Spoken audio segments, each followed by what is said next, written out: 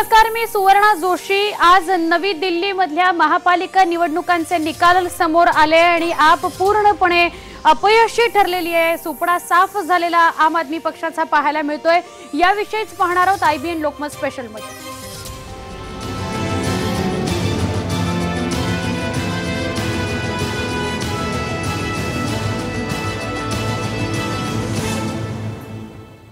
दिल्लीतल्या महापालिका जिंकत भाजपने आम आदमी पक्षाला मोठा धक्का दिलाय।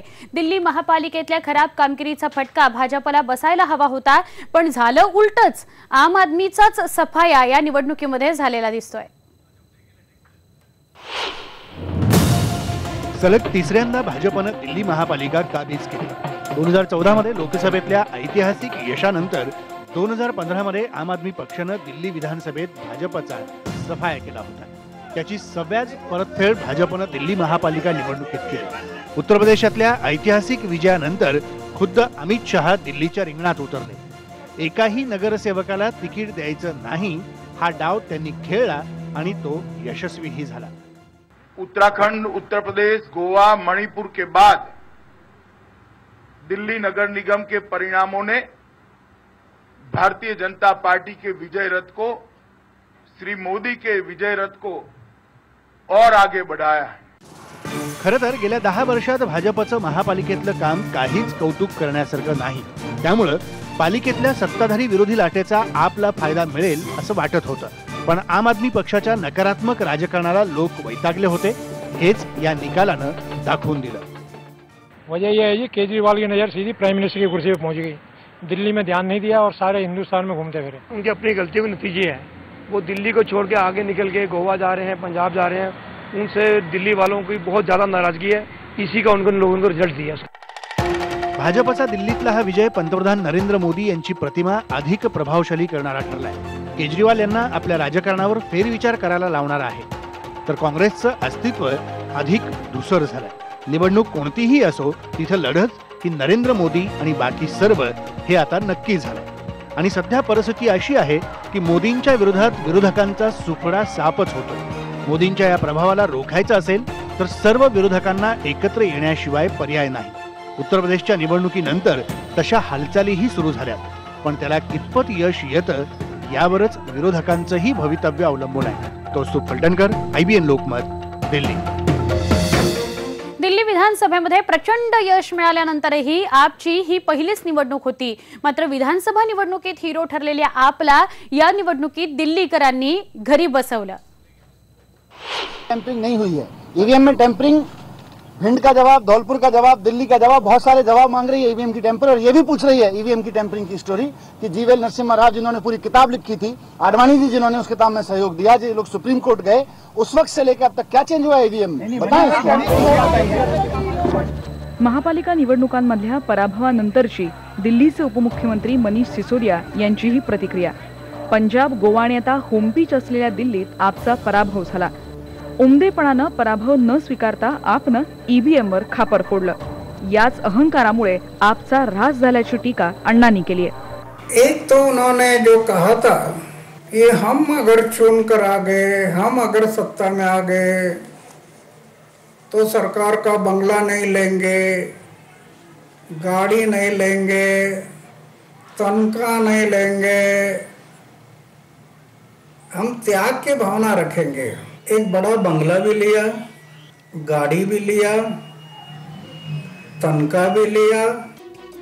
2015च्या विधानसभा निवडणुकीत आपनं अभूतपूर्व यश मिळवलं होतं। मोदींचा करिश्मा असतानाही दिल्लीच्या 70 पैकी 67 जागा जिंकून त्यांनी राजधानीत धडक मारली। देशाच्या राजकारणात आता नवा पर्याय निर्माण झाला असं वातावरणही तयार झालं। पण सत्तेत आल्यावर नेत्यांनी सगळ्याच मूल्यांना हरताळ फासल्याचा आरोप केजरीवालांचे एकेकाळचे सहकारी मयांक गांधी यांनी केलाय। उन्होंने हमारे सारे सिद्धांत के ऊपर समझौता कर दिया। बाकी की पार्टी के पास उम्मीद नहीं थी लोगों को, इनके पास उम्मीद थी कि कुछ नया होगा, कुछ देश बदलेगा, और बिल्कुल उन्होंने वही एजेंडा लिया जो बीजेपी और कांग्रेस का था। हम तो नया एजेंडा बनाने आए थे ना, नया देश बनाने आए थे। रामलीला मैदानावरच्या ऐतिहासिक आंदोलनानंतर आपचा जन्म झाला। लोकांनी प्रचंड विश्वासाने दिल्लीची सत्ताही दिली, पण सत्तेत आल्यानंतर केजरीवालांना हे यश पचवता आलं नाही।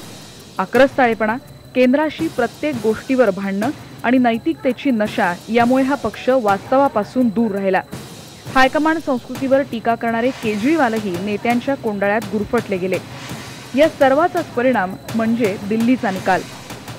हिरो असलेल्या अरविंद केजरीवाल यांची झिरोकडे सुरू असलेली घसरण थांबायला अजूनही तयार नाही. Bureau report, IBN Lokmat. दिल्लीकरांनी आपला नाकारलं आणि त्याचा परिणाम आपच्या कार्यालयाबाहेरही जाणवला. आपच्या कार्यालयाबाहेर आज अगदी शुकशुकाट पाहायला मिळाला. याबद्दलच अधिक सांगितलंय कौस्तुभ फलटणकर यांनी. दिल्ली महानगरपालिका निवडणुकीत आम आदमी पक्षाचा दारुण पराभव झालेला आहे. मी सध्या या क्षणी आम आदमी पक्षाच्या मुख्यालयात रॉस एव्हेन्यूला आहे. आम आदमी पक्ष निवडणूक जेव्हा लढत असतो तेव्हा त्यांच्या पक्ष कार्यालयामध्ये एक प्रकार जल्लोषाचं वातावरण असतं. सगळे कार्यकर्ते स्वतःला झोकून देत असतात. मात्र यावेळी MCD निवडणुकीमध्ये सुरुवातीपासूनच आम आदमी पक्षामध्ये एक प्रकारचा डलपणा आलेला होता. आता बघू शकतो कशा पद्धतीचं चित्र सध्या आम आदमी पक्ष मुख्यालयात. फक्त पत्रकार इथे दिसतातच. एकही आम आदमी पक्षाचा कार्यकर्ता सध्या रॉस एव्हेन्यूच्या या आम आदमी पक्षाच्या मुख्यालयात नाही. काही प्रवक्ते आहेत जे आतमध्ये लाईव्हला बसले आहेत वेगवेगळ्या चॅनलवर. मात्र त्याशिवाय कुणीही इथे नाही आहे. 2 वर्षापूर्वी आम आदमी पक्षाला दिल्लीत 52% मत प्रतिशत मिळालं होतं आणि 70 पैकी 67 जागा मिळाल्या होत्या. मात्र 2च वर्षात चित्र पूर्णपणे बदललं आणि 52%हून थेट आम आदमी पक्षाची टॅली ही 25%वर आली आणि तिन्ही महानगरपालिकेत आम आदमी पक्षाला पराभवाचा सामना करावा लागला होता. एक प्रकारे अरविंद केजरीवाल यांच्यासाठी, त्यांच्या सरकारसाठी हा मोठा धक्का आहे. कुठेतरी दिल्लीत अरविंद केजरीवाल यांची लोकप्रियता कमी होते आहे का असा सुद्धा प्रश्न आता या पराभवामुळे आम आदमी पक्षावर निर्माण झालेला आहे. भगवंत मान सारखे आम आदमी पक्षाचे नेते सुद्धा पक्षावर नाराज आहेत. कुमार विश्वास सारखे नेते सुद्धा नाराज आहेत.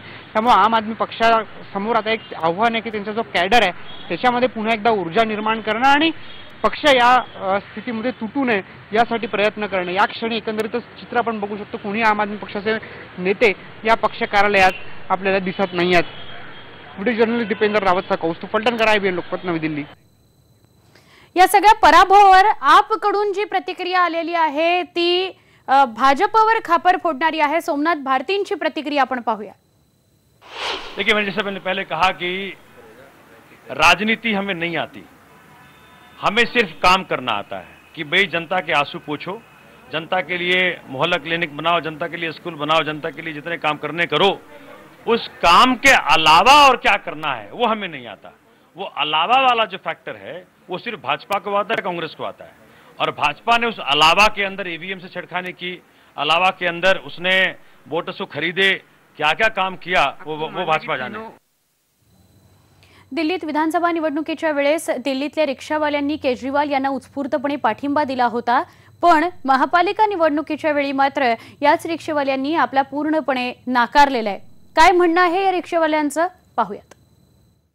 दिल्लीत 2015च्या विधानसभा निवडणुकीत दिल्लीचे ऑटोवाले आणि आम आदमी पक्ष एक समीकरण बनलं होतं. ज्या पद्धतीने दिल्लीच्या ऑटोवाल्यांनी उत्स्फूर्तपणे आम आदमी पक्षाला समर्थन देऊन त्याचा प्रचार केला होता, या निवडणुकीत मात्र चित्र पूर्णपणे उलटलेलं दिसलं. काय वाटतं दिल्लीच्या ऑटोवाल्यांना, जे केजरीवालांचं कट्टर समर्थक म्हणून ओळखलं जातं, या निकालाबद्दल ते काय बोलतात? ऑटोवाले जो थे दिल्ली के खुल के आम आदमी पार्टी केजरीवाल का समर्थन करते दिख रहे थे. इस चुनाव में ऐसा चित्र दिखा नहीं, क्या वजह है उसकी? सर उन्होंने क्या नाम है पूरे वादे भी नहीं पूरे किए. दिल्ली वालों को इतना उन्होंने अनुशासन दिया था, वाईफाई फ्री करेंगे और लेडीज़ के लिए ये करेंगे और ऑटो वालों के लिए कहा था. अभी तो तुम्हारी CM तुम हमारे दिल्ली के हो, हमारी जो इतनी ट्रांसपोर्ट की ये देखो कितनी प्रॉब्लम्स आ रही हैं, ये किस लिए आ रही हैं? हमने सपोर्ट किया था खुल के, ऑटो वालों ने पूरा वो कदा, हमारे यूनियन वगैरह सब ने ये किया था भाई नहीं हमारे CM आएंगे वगैरह, पर इनके वादे हमेशा ये धोखे के धोखे ही रह गए हैं. बीजेपी बहुत बढ़ा दिया गया हमारे गाड़ी का, GPS लगा हुआ है, डीम्स इतनी महंगी है, सब कुछ इतना महंगा है. अगर हमने तो सपोर्ट किया था कुछ तो हमारे लिए करना चाहिए था, लेकिन ज़्यादा कुछ नहीं किया. जो पासिंग की हमारी पहले 100 रुपये की स्लिप कटती थी, आज वही स्लिप हमारी 500 रुपये की कट रही है. क्या जो केजरीवाल जी ने कहा था पुलिस वाले आपको तकलीफ नहीं देंगे, वो सारा बंद हो गया क्या सरकार? वो तो ठीक है, अभी इतना वो नहीं है, लेकिन ऐसी कोई प्रॉब्लम नहीं वो चीज़ नहीं है. लेकिन गाड़ी का मतलब वो नहीं है कि हाँ ये बात ठीक है कि हाँ तंग नहीं करते, वो बात ठीक है. आपको लगता है आम आदमी पार्टी बोल रही है EVM में गड़बड़ हुई इस वजह से बीजेपी जीती, आपको सही लगता है ये बात? नहीं ऐसा कुछ पहले भी तो जब CM जीते थे हमारे, जब भी वो थी ऐसा कुछ भी नहीं था जैसे बना हुआ. अभी ऐसे अगर उनकी हार हो गई है, पब्लिक ने चुना है, पहले भी पब्लिक ने चुना था, आज भी पब्लिक ने चुना. 15 के चुनाव में थोड़ा अलग था कि सारे ऑटो वाले खुद आगे आके केजरीवाल जी का प्रचार करते थे, सबने ऑटो के अपने पीछे लगा दिए थे उनके पोस्टर. ये सब इस बार नदारत था. केजरीवाल जी ने बोला था, किया था. इस बार केजरीवाल ने किया नहीं। उस टाइम नई गवर्नमेंट थी, नया नया काम था, सब पब्लिक ने यही सोचा था भाई नया नया काम होगा, नया नया चेहरा आएगा, पर ऐसा कुछ भी नहीं होता। जो हमारी उम्मीदें थी सीएम के साहब के पास, वो कोई उम्मीदें हमारी खड़ी नहीं हुई। जैसे उन्होंने वादे किए थे, हमने पहले भी बताया था, कोई वादे ऐसे क्लिअर नाही हुए। ऑटोवाल्यांची नाराजगी सुद्धा केजरीवाल यांना भोवलेली आहे आणि या निवडणुकीमध्ये जो उघड समर्थन त्यांचं केजरीवालांना होतं ते कुठे दिसलं नाही। स्पष्टपणे समाजातल्या वेगवेगळ्या स्तरामध्ये जी केजरीवाल सरकारबद्दल जी नाराजगी आहे ती सुद्धा दिसते आणि त्याचा स्वाभाविक फटका सुद्धा या निवडणुकीत केजरीवाल यांना बसलेला आपल्याला बघायला मिळतोय। व्हिडिओ जर्नलिस्ट दीपेंद्र रावतचा कौस्तुभ फलटणकर, IBN लोकमत, नवी दिल्ली। नवी दिल्लीतल्या महापालिकांच्या निकालांचा हा सगळा स्पेशल रिपोर्ट आमचे नवी दिल्लीचे प्रतिनिधी कौस्तुभ फलटणकर यांचा आपण पाहणार आहोत, मात्र त्याआधी एक ब्रेक।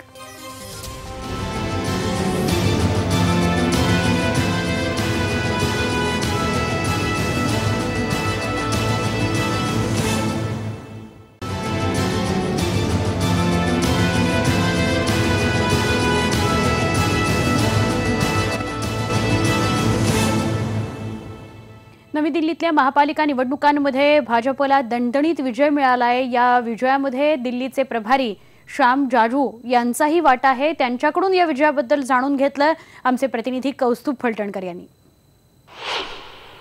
या यशाचे शिल्पकार आहेत भारतीय जनता पक्षाचे राष्ट्रीय उपाध्यक्ष आणि दिल्लीचे प्रभारी श्याम जाजू। श्यामजी, खूप मोठं यश भाजपला मिळालं आहे, हे अपेक्षित होतं? दिल्लीमध्ये 3 वर्षापूर्वी आम आदमी पार्टीचं सरकार आलं होतं, त्याच्यानंतर होणार हे सर्वात मोठं निवडणूक होती। या निवडणुकीमध्ये त्या पार्टीची कसोटी होती।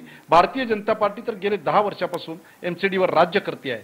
आमच्या नरेंद्र मोदीजी देशाचे सर्वाधिक लोकप्रिय नेते आहेत, अमित शहाजी स्ट्रॅटेजिस्ट आहेत आणि आमची पार्टी केडर बेस पार्टी आहे। या तिन्हीचा गोष्टीचा परिणाम दिल्लीच्या जनतेने आम्हाला न्याय दिलाय आणि आम्हाला अपेक्षित यश मिळालं।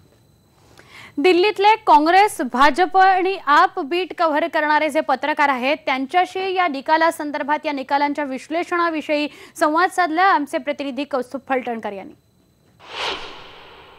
दिल्ली महानगरपालिकेचा जो निकाल आला त्याचे परिणाम निश्चितपणे देशाच्या राजकारणात सुद्धा उमटणार आहेत। पण 2 वर्षात काय असं झालं ज्याने दिल्लीतलं राजकारण इतकं पलटलं आणि अशा प्रकारचा निकालाला जाणून घेऊ आपल्यासोबत दिल्लीतले राजकीय विश्लेषक आहेत निवेदिता खांडेकर, संतोष कुलकर्णी आणि सुमित पांडे।